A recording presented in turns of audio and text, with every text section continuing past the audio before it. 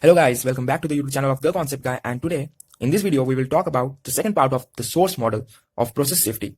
So we are talking about source models, and that is our part 2 of the video lecture. So source models, what we understand by them, we have talked about it in the previous part. So part 1 is about all that introduction. There we talk about that flow of liquid through a hole. So what we actually have to first take the Bernoulli's equation. So we'll take the Bernoulli's equation,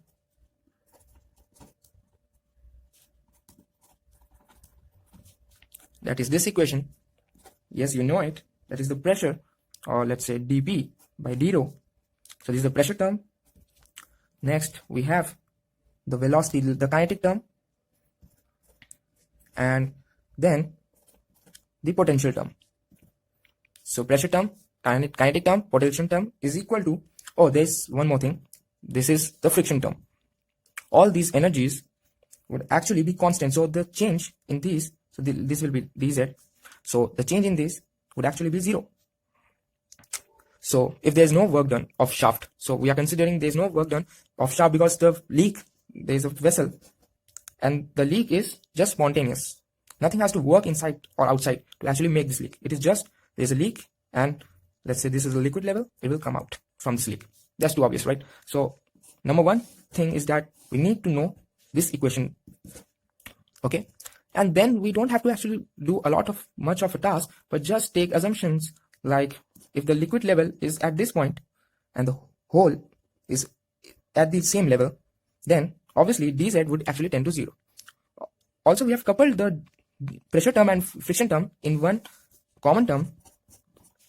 So we have termed them as, we have took this whole of term as friction to be a function of dP by d rho. So we have taken here C1 square and dP by rho.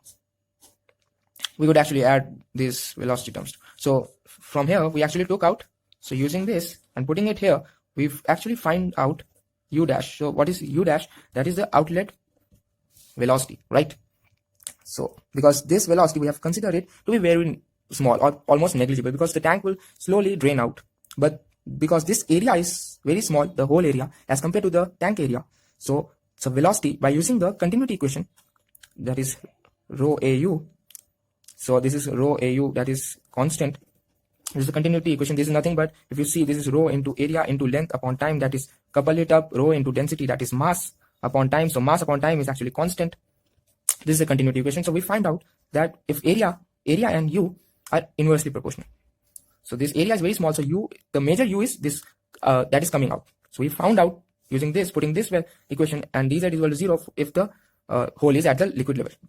And then what do we have to actually calculate in source models? We have to find out the maximum mass flow rate that is coming out, because we want to know how much, to what extent the mass would be coming out, or the leak would actually result in a particular mass flow rate. So we have to maximize the mass flow rate. So there's a particular mass flow rate here in this direction and one here. So this outside mass flow rate, we have termed it as Qm, and this mass flow rate is just the decrease in mass, so dm by dt.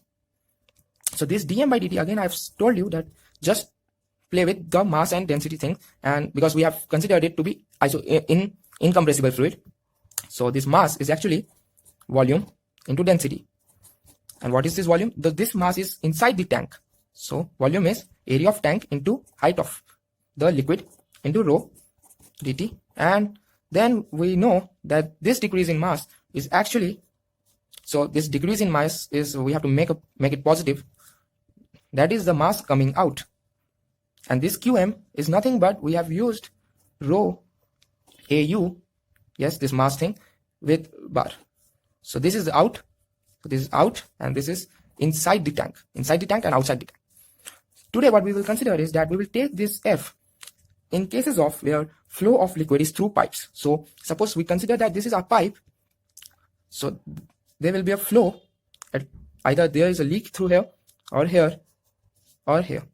So in these cases what we have to really consider is that this velocity term is something that will actually make the friction appear. So what we take is that even in fluid mechanics we have studied that this F is nothing but Kf into u dash square by 2. Okay, because this velocity is the only thing, the kinetic energy term is the only thing that will actually lead to this friction. Next we will see that this kf is nothing but the excess head loss. Excess head loss. So we need to find this kf, right? So for the pipe length, inside the pipe length, we have found out that kf is nothing but 4fl by g, where f is actually the fanning friction factor. Fanning friction factor. And this fanning friction factor, so this f has correlations, that is 16 by Re if laminar flow, and f is equal to 0.079 by Re to the power 0.25 turbulent.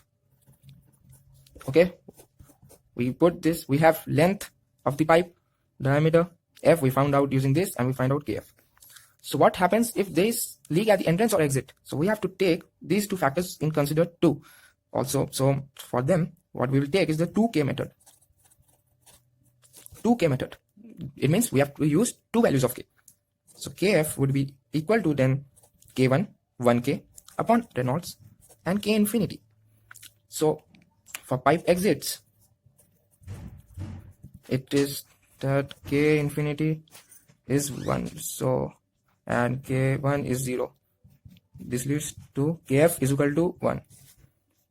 Pipe entrance. So pipe entrance, this will actually depend on this Reynolds one. So it is actually about 150.